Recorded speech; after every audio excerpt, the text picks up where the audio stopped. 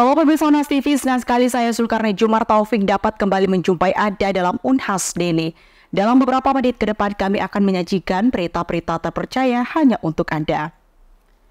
Pemirsa, Presiden Joko Widodo didampingi Iriana Joko Widodo meresmikan Gedung Pelayanan Kesehatan Ibu dan Anak Kementerian Kesehatan Rumah Sakit Wahidin Sudirohusodo, Kota Makassar, Provinsi Sulawesi Selatan pada Jumat 6 September 2024. Berikut berita selengkapnya untuk Anda. Presiden Republik Indonesia Joko Widodo meresmikan langsung Gedung Pelayanan Kesehatan Ibu dan Anak di Rumah Sakit Wahidin Sudirohusodo. Gedung ini merupakan salah satu upaya pemerintah untuk meningkatkan fasilitas kesehatan di daerah, sekaligus mendukung program peningkatan kualitas kesehatan ibu dan anak di seluruh Indonesia. Gedung baru ini memiliki fasilitas modern yang dirancang untuk memberikan pelayanan kesehatan terbaik bagi ibu dan anak. Gedung pelayanan kesehatan ini terdiri dari 8 lantai dan 1 semi-basement dengan kapasitas 263 tempat tidur, termasuk ruang rawat inap dan intensive care yang didedikasikan untuk ibu dan anak. Peresmian ini dihadiri oleh Presiden Republik Indonesia Joko Widodo didampingi Iriana Joko Widodo serta Menteri Kesehatan Budi Gunadi Sadikin, PJ Gubernur Sulawesi Selatan Sudan Arif Fakrullah, Direktur Utama RSUP Wahidin Sudirohusodo, Profesor Dr. Syafri Kamsul Arif, dan Direktur Utama PT Adikarya Persero Tbk, Entus Asnawi Mukson. Mohon izin, hitungan kami pandu. 3, 2, 1.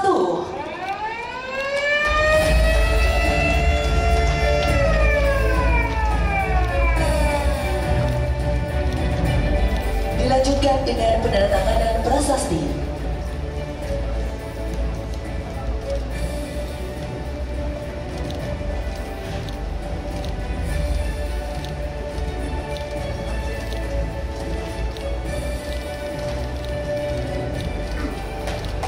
Dengan demikian, Gedung Pelayanan Kesehatan Ibu dan Anak Rumah Sakit Wahidin Sudirohusodo Makassar telah diresmikan oleh Presiden Republik Indonesia. Jokowi berharap dengan selesainya Gedung Kesehatan Ibu dan Anak ini betul-betul bisa melayani para ibu dan anak-anak dengan baik, sehingga kematian ibu dan anak bisa ditekan dan dikurangi, serta bisa dihilangkan pada masa yang akan datang.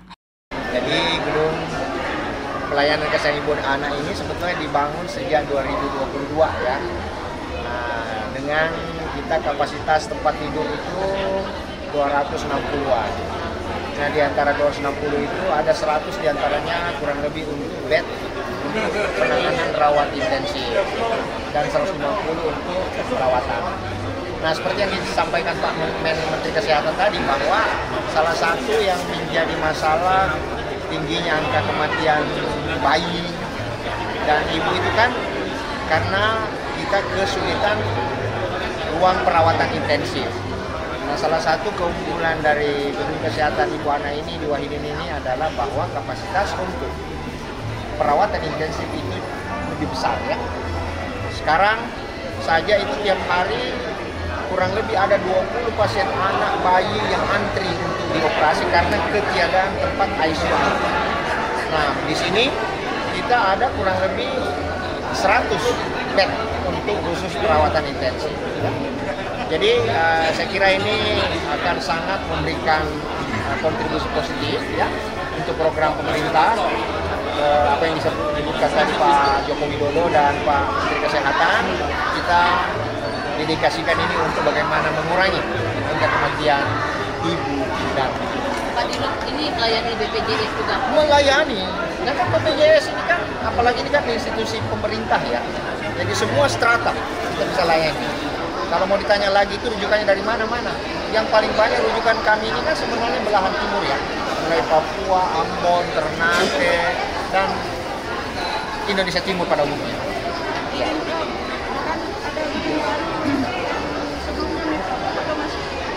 Masih jadi existing kita itu sebenarnya ada sekitar 800 bed di sana, dan itu juga tidak kalah perannya ya memberikan pelayanan kepada masyarakat. Nah, yang untuk yang gedung ini memang spesifik untuk ibu dan anak. Yang lain itu jantung terpadu, ada brain center, ya, ada penyakit dalam, ada bedah, itu semua tetap berjalan.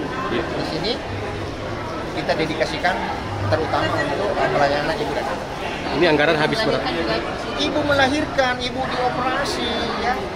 Anak yang memang butuh ventilator, anak yang berat badan lahir rendah, di sinilah tempatnya. Karena kematian bayi banyaknya di situ. Dokter ahli yang disiapkan. Kami di totally itu 277 kami punya tenaga, ya. Ya, dokter anak dan dokter obgyn itu mostly hampir 35-40. Nah, total 270. Untuk anggaran sendiri Pak, selama pembangunannya anggarannya berapa? Pembangunan ini kita dibantu oleh Islamic Development Bank, ya, IDB. Ibu ini, Bu Andi ini langsung ada di samping saya nih, ya. Jadi ada 6 ya Bu, ya, di Indonesia, rumah sakit vertikal yang disupport untuk membangun pusat kesehatan pelayanan ibu dan anak. Khusus di Wahidin yang disampaikan tadi Pak Presiden, itu untuk struktur itu kisaran 460 sekian miliar, ya. Kalau dari alat-alat itu sekitar 239 miliar. Nah, ada pendampingan dari kami itu sekitar 47 miliar. Itu untuk pendamping, untuk SDM dan lain-lain, ya. Andrea Ririn Karina, Muhammad Saiful, Unhas TV. Universitas Hasanuddin kembali merayakan Disnatalis ke-68, sebuah momen bersejarah yang menjadi tonggak penting dalam perjalanan panjang universitas ini.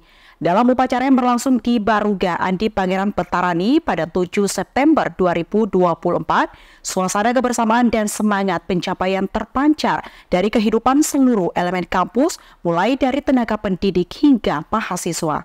Berikut berita selengkapnya untuk Anda.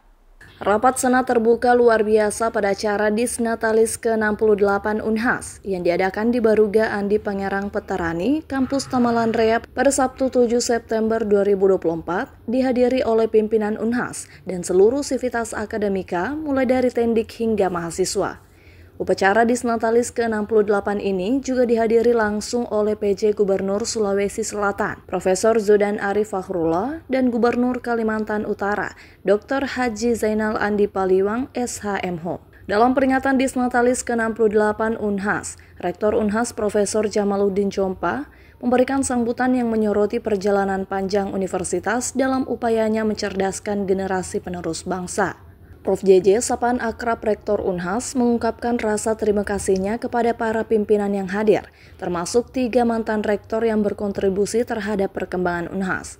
Unhas kini telah berusia 68 tahun, dan dari 12 pimpinan yang pernah memimpin, 3 diantaranya hadir dalam upacara Disnatalis tersebut. Rektor juga menekankan pentingnya solidaritas di kalangan keluarga besar Unhas, menyatakan bahwa persatuan dan kekompakan adalah modal utama untuk mencapai misi bersama. Ia berharap bahwa slogan Unhasku Bersatu, Unhasku Kuat dapat diwujudkan. Bahkan dia menyebut misi tersebut dapat mewujudkan Unhas untuk Indonesia dan Unhas untuk dunia. Menuju tahun 2024, Unhas telah meraih berbagai prestasi di berbagai bidang, seperti akademik, kemahasiswaan, perencanaan, dan pengelolaan sumber daya. Salah satu pencapaian paling gemilang adalah perolehan Gold Medal SNI Award, yang menjadikan Unhas sebagai satu-satunya universitas di Indonesia yang menerima penghargaan bergengsi tersebut. Rektor juga mengumumkan beberapa inisiatif baru yang akan segera diluncurkan, seperti pendirian Bank Unhas, Wallacea Research Institute, serta dukungan dari JICA untuk pengembangan Sains Teknopark. Selain itu, upaya penyelesaian masalah tanah perdos juga akan dilanjutkan. Ucapkan selamat berdisnatalis Universitas Hasanuddin yang ke-68. Semoga di usianya ini akan semakin produktif, semakin berkontribusi ya untuk kemaslahatan masyarakat, industri, pemerintah, dan juga tentu alam ya. Sehingga keberadaan Sivitas Akademika Unhas bukan hanya bermanfaat secara lokal, tapi juga mendapat rekognisi dunia dan menjadi kebanggaan bersama. Sehingga menjadi platform, menjadi rumah bersama yang membuat kita kemudian bergairah untuk berkontribusi nyata secara bersama-sama. Ya. Dalam rangkaian upacara Disnatalis ke-68 ini, beberapa program dan produk baru turut diperkenalkan, seperti toga Universitas Hasanuddin, revisi buku Andi Amiruddin, Unhas TV Digital,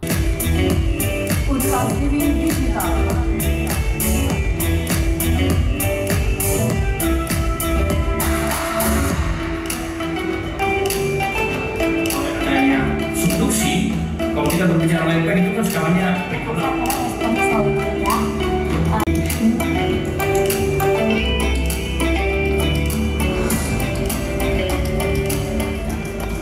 kapal Unhas Explorer 2, dan berbagai inovasi unggulan lainnya. Pada kesempatan tersebut, Ketua Pusat Penelitian Perubahan Iklim Universitas Indonesia, Profesor Dr. Andes Jatna Supriyatna PhD, menyampaikan orasi ilmiah mengenai potensi dan pengembangan ekowisata hidupan liar di Sulawesi. Dalam pidatonya, Profesor Yatna menekankan bahwa keanekaragaman hayati memiliki peran penting dalam perekonomian melalui penyediaan berbagai barang dan jasa ekosistem. Rahmatia Nurinur Hayati, Unhas TV. Kabar gembira bagi para penggemar stand-up komedi. Audisi stand-up komedi Komik 8 Revolution sedang digelar di beberapa kota besar, salah satunya yakni Kota Makassar. Pada 6 September di studio Unhas TV berlangsung audisi yang dihadiri langsung oleh Indro Warkop dan Kemal Palevi sekaligus menjadi juri. Yang menarik, pemenang audisi ini akan mendapat peran dalam film terbaru produksi Falcon Picture. Simak liputan selengkapnya untuk Anda. Audisi stand-up komedi Komik 8 Revolution kali ini menjangkau berbagai kota besar di Indonesia, dan Makassar adalah salah satu lokasi dalam rangkaian audisi ini. Bertempat di studio Unhas TV, acara ini menarik perhatian banyak peserta yang ingin menunjukkan kemampuannya di hadapan juri profesional berpengalaman. Tak hanya peserta yang antusias, tetapi juga kehadiran juri spesial turut meramaikan acara ini. Indro Warkop dan Kemal Palevi, dua sosok yang tak asing lagi di dunia komedi, yang hadir untuk memberikan dukungan dan penilaian kepada para peserta. Indro Warkop dikenal sebagai bagian dari grup legendaris Warkop DKI, dan Kemal Palevi seorang komedian berbakat yang sudah tidak asing lagi di dunia hiburan. Ya, alhamdulillah sih kalau aku ngeliat untuk sepagi ini mereka udah siap kayak gini, ya, semangat lah. Ya. Karena kalau mereka semangat, kita semangat. Iya. Apakah udah keliling-keliling nih di Makassar sendiri atau belum Pak Edi sendiri? Udah lumayan. Ya. Kalau Om Indro udah nggak usah ditanya soal keliling, dia udah dari zaman kapan udah keliling Makassar. Peresmian Losari aja ada Om Indro. Udah Om Indro mah udah lebih gila lagi. Tapi kalau jadi ketahuan umur ya. Gitu. Jadi kalau keliling-keliling ya kita kulineran aja sih. Iya. Kemarin sih rata-rata. Kalau melihat lagi peserta-peserta yang lain tuh gimana? Persiapannya mereka? Ini muka-mukanya confident sih Om ya, iya. Kayaknya ya. Dan gini ya, ada sesuatu yang saya ngalamin dari awal gitu. Tapi sekarang semakin kemari semakin agak lebih ringan buat kami karena ada komunitas kan.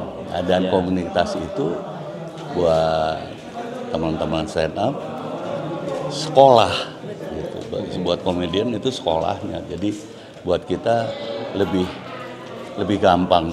Dulu kan ada Kang Amen, ada apa segala macam, jadi dianggapnya pantomen. Jadi ya kalau sekarang sih saya ngelihat lebih mudah lah mereka karena tahu apa yang dibutuhkan. Ya, jadi kalau nyari lucu mah kayaknya pada lucu Om ya. Iya, cuma insya Allah. Sekarang kita nyari mudah-mudahan bisa melebihi lucunya teman-teman politik ya. Wah, ya benar itu gitu ya. Oke, terakhir boleh sampaikan ajakan buat seluruh warga Makassar. Dari Om Indro dulu deh. Oke. Yuk teman-teman siapapun di Makassar yang bisa ikut kita mencari bintang masa depan untuk film Komik 8 melalui ajang stand up komedi ini. Jadi yuk kita tunggu, siapa tahu kalian salah satunya. Bener, karena kan kita nggak tahu aktor tuh bisa dari mana aja ya. Siapa tahu ada aktor yang asli Makassar, sukses di Jakarta. Nah, kita menantikan orang-orang seperti itu. Para peserta tampil dengan berbagai materi segar dan menghibur, yang rata-rata merupakan perwakilan dari berbagai komunitas stand-up komedi yang ada di Sulawesi, diantaranya dari Makassar, Goa, Maros, dan juga Kendari. Mereka memperebutkan kesempatan emas untuk tidak hanya menjadi bagian dari Comic Egg Revolution, tetapi juga untuk meraih peran dalam film terbaru yang diproduksi oleh Falcon Pictures. Tidak sangka-sangka saya bilang dapat, Kak. Pokoknya kalau dibilang senang, di atasnya paling senang banget, kayak ya Allah kok bisa begitu. Tapi kalau masalah usaha, saya memang usaha, Kak. Terus terima kasih juga kesempatannya. Ngeri, jujur tadi di ruang audisi saya agak gemetar tuh, karena langsung ketemu Living Legend tuh, Pak Indro sama Bang Kemal. Ngeri, keren. Awalnya ragu, cuman karena kebetulan teman-teman audisi ini juga sering ketemu di tongkrongan beberapa orang lah.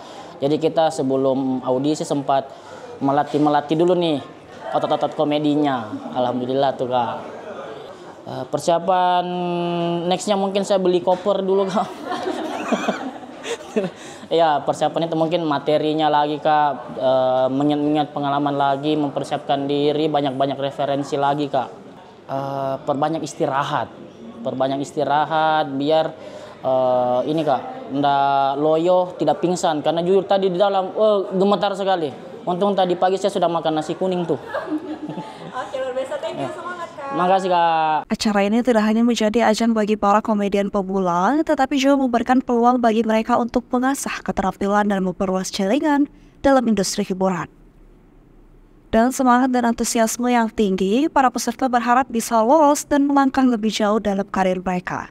Andi Putri Najwa, Andrea dan Karina, Unhas TV. Pemirsa, informasi tadi sekaligus menutup perjumpaan kita hari ini. Terus saksikan Unhas Daily hanya di Unhas TV. Saya Zulkarnain Jumar Taufik mewakili seluruh kru yang bertugas, pamit undur diri dan sampai jumpa.